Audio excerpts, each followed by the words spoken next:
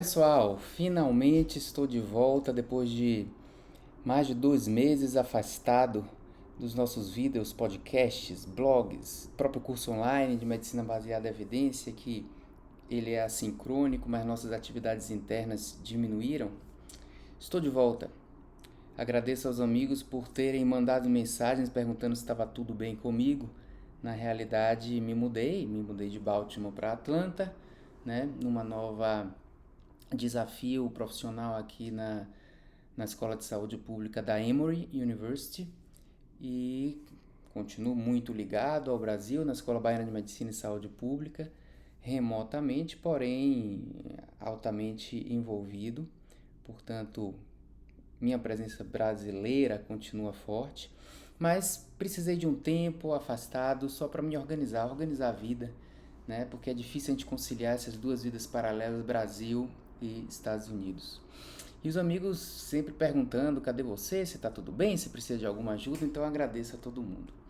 Venho com novidades, né? Não fiquei totalmente parado, não. A gente tem trabalhado, né? Estamos lançando aí nas próximas semanas uma novidade no nosso curso online de medicina baseada em evidências, que é o módulo pivotal, né? É um módulo que não é um resumo do curso, mas é uma estruturação de pensamento epidemiológico mais profunda, mas que serve de base para todos os módulos desse curso. Assistindo o módulo pivotal, a pessoa realmente adquire uma capacidade, um conhecimento suficiente para até pensar espontaneamente e por conta própria a respeito dos outros assuntos, como avaliação crítica de evidência científica de tratamento, de predição e etc.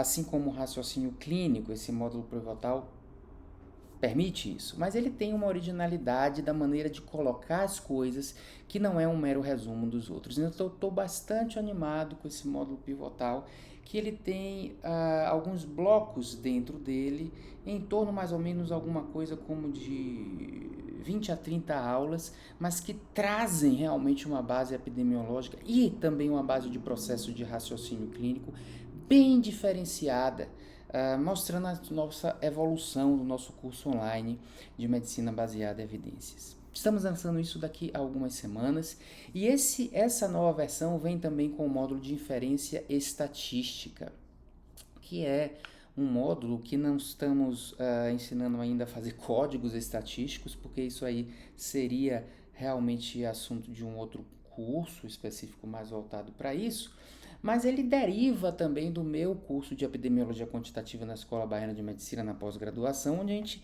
conversa muito sobre como pensar estatisticamente, como aplicar testes. Então, para o usuário da ciência, é importante entender a utilização, até para saber se algum produto científico que está sendo apresentado ele foi bem feito, e nós vamos querer nos aprofundar nesse aspecto.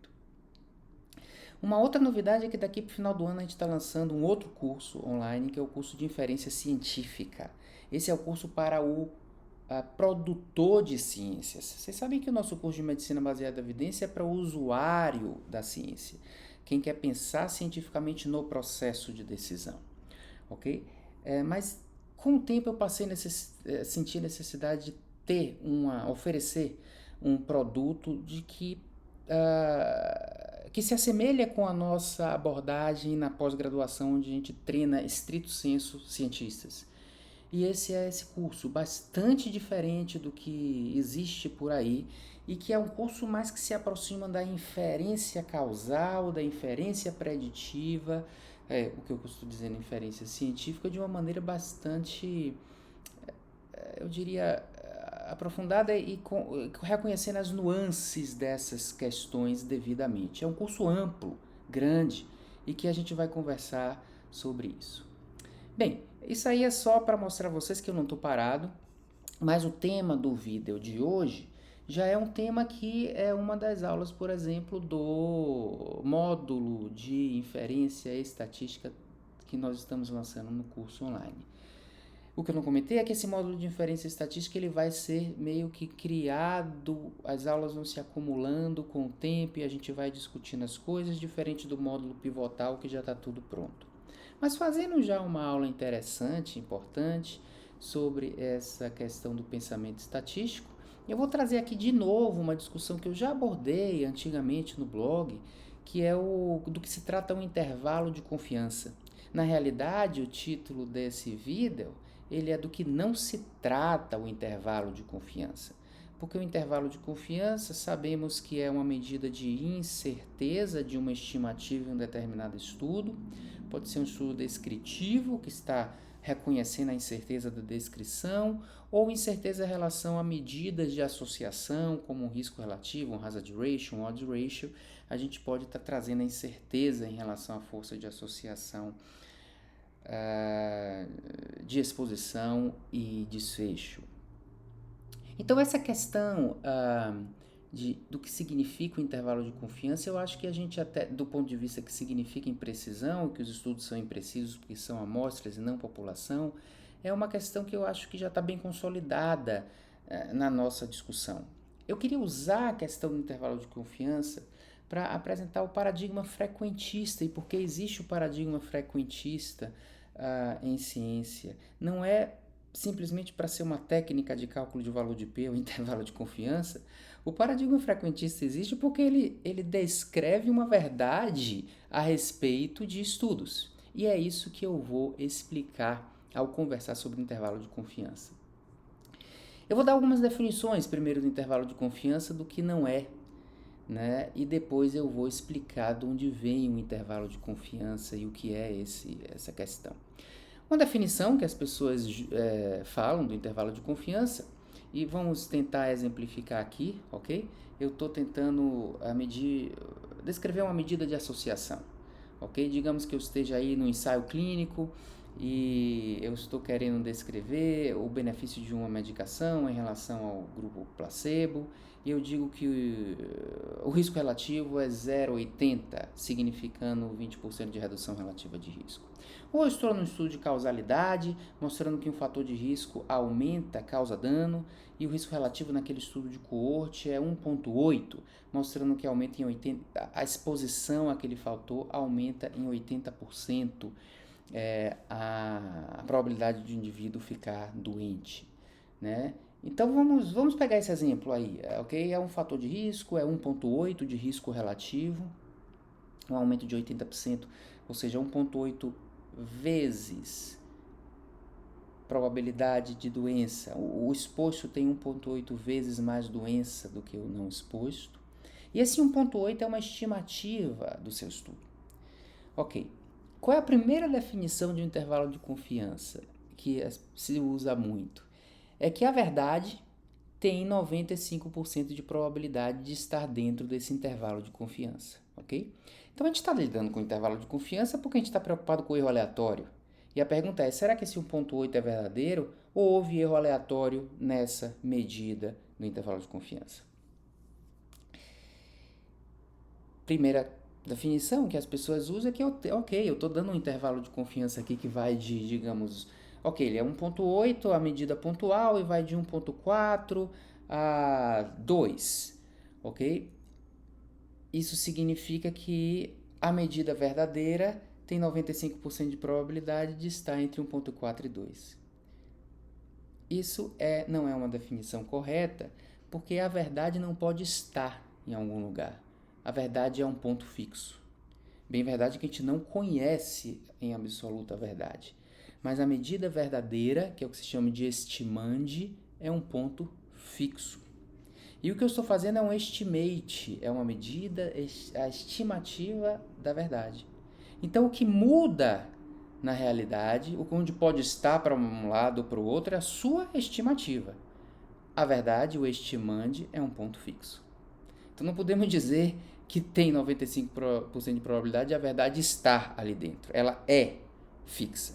Então, vamos tentar consertar e passar para a segunda definição. Um intervalo que tem 95% de probabilidade de conter a verdade. Ok, essa frase não implica que a verdade está mudando, ela não está, simplesmente o intervalo contém uma verdade fixa, só que isso não é a realidade. né? Não é a realidade, porque essa frase, que esse intervalo tem 95% de probabilidade de conter a verdade, é uma afirmação da probabilidade de você estar, da probabilidade da sua estimativa estar correta. E a probabilidade da sua estimativa, do seu estimate estar correto, é um pensamento bayesiano, não é um pensamento frequentista. Para você saber se o que você está dizendo, a probabilidade do que você está dizendo está correto, não depende só da sua observação, depende também da probabilidade a priori, da verdade ser próxima ao que você está descrevendo. Então, não podemos dizer que o intervalo de confiança tem 95% de probabilidade de conter a verdade, porque isso aí é um pensamento mais bayesiano e depende da probabilidade a priori dessa verdade. Vamos tentar, então, uma terceira definição, que é uma definição já que se aproxima da questão frequentista. Vamos dizer que eu fiz 100 estudos e em 95% desses estudos a medida pontual estará dentro desse intervalo, ou seja, 95% dos estudos, o resultado do risco relativo estará dentro desse intervalo. Se eu fizer 100 estudos, em 95 estará dentro daquele intervalo. Isso se aproxima mais da realidade, mas na verdade não é exatamente isso. O intervalo de confiança no nível 95% é um intervalo que 95% dos intervalos de confiança de cada amostra aleatória envolverá a verdade. Então, eu estou me referindo, quando falo intervalo de confiança, a múltiplas amostras que são coletadas de mesmo tamanho amostral e mesma técnica de amostragem aleatória. E cada amostra dessa vai dar um resultado diferente de intervalo de confiança. E 95% dessas amostras, o intervalo de confiança conterá a verdade. Eu vou escrever esse texto e postar no blog e colocar uma figura que vocês vão perceber um monte de intervalo de confiança e vão ver que 5% deles não está envolvendo a verdade. Agora, explicando, o mais importante da gente discutir é explicar por que existem essas amostras todas.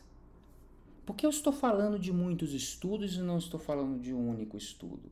A realidade é que essas amostras existem, ok?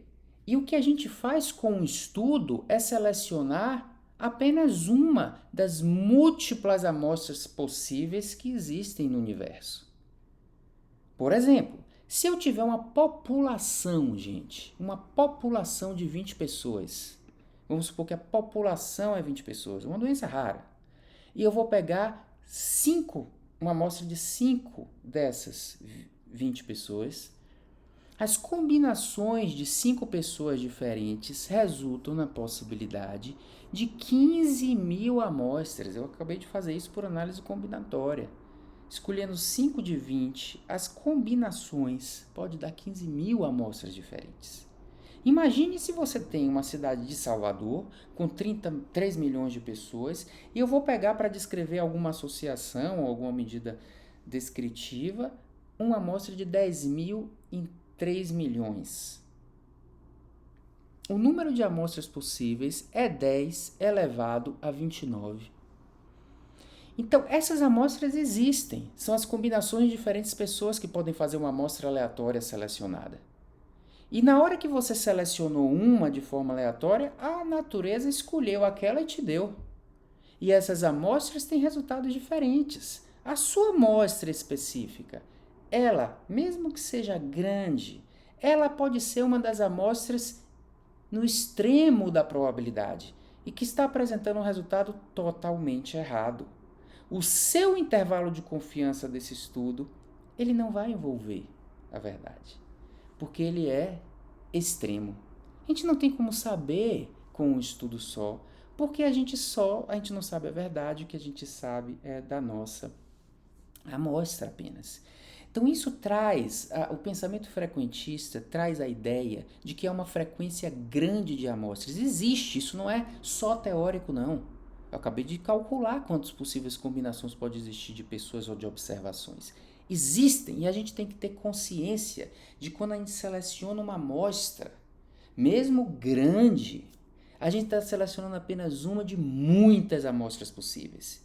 E essas amostras terão resultados diferentes, que tendem a ter uma distribuição normal, onde a maioria delas está aglomerada na parte central, que está mais próximo da verdade, mas boa parte dessas amostras está para a direita ou para a esquerda e algumas meio extremas. E você pode dar o azar de ter sorteado uma que o resultado se distancia bastante, inclusive o próprio intervalo de confiança se distancia bastante da verdade. Então, entendendo isso, a gente percebe por que a gente tem que ter cuidado com o nosso próprio resultado e a gente passa a ter consciência que um estudo, por melhor que ele seja, ele é uma observação limitada da verdade. A verdade é inalcançável. E o que a gente faz com o estudo é observar algo limitado e inferir o que seria verdade. Nesse processo de inferência, nós precisamos reconhecer a incerteza. Mas, às vezes, seu estudo pode estar tão no extremo da incerteza que o próprio intervalo de confiança dele não consegue conter a verdade. E o 95% é 95% dos intervalos das diferentes amostras que conterão a verdade e não 95% de probabilidade de seu intervalo conter a verdade. Porque isso aí já seria estatística bayesiana. Probabilidade de seu resultado estar certo. Muito bem, então isso aí serve de base para muitas discussões que teremos. É algo filosófico, é algo que nos traz humildade em relação à nossa própria estimativa.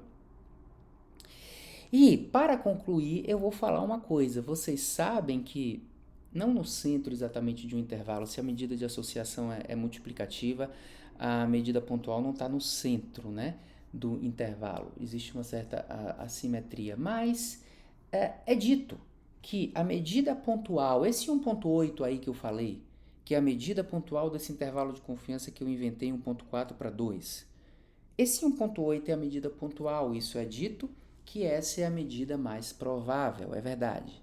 A estimativa pontual é a medida mais provável de todas, mas prestem atenção agora.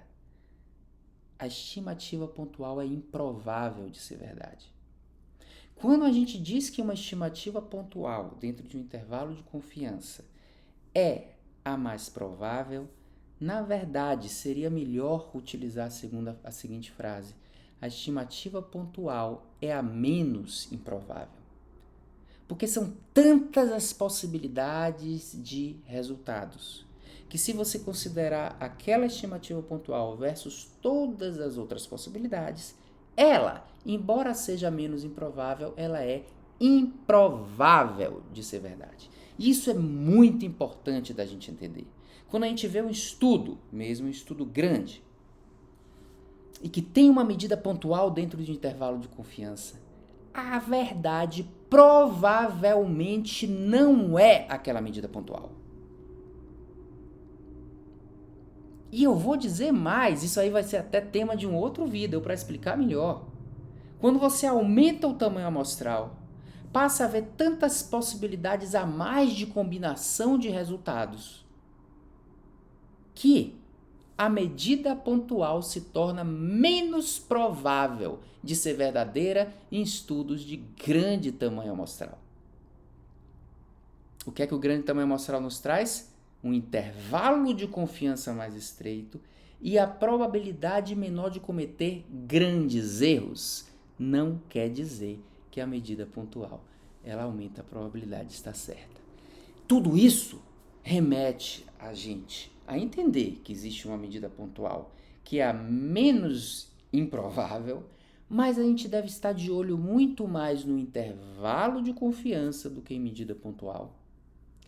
E sabendo também que, mesmo calculando o seu intervalo de confiança, seu estudo em particular pode ser um daqueles que não contém a verdade. Ficou complexo? Ficou? Talvez vejam de novo o vídeo, porque tem muito conhecimento aqui. Mas esse vídeo, ele vai dar spins de outros vídeos que vão explicar isso melhor. E eu prometo que escreverei isso e postarei também no blog. Mas é uma comemoração do meu retorno. Fiquem atentos. Entrem no site do nosso curso online já para ver um pouco das novidades, porque eu estou bastante animado em voltar a essa atividade e a essa interação com vocês todos, porque eu sou quem mais aprendo dessa nossa troca, dessa nossa interação. Até o próximo vídeo. Teremos também retorno do podcast com uma surpresa em termos de formato. Até a próxima.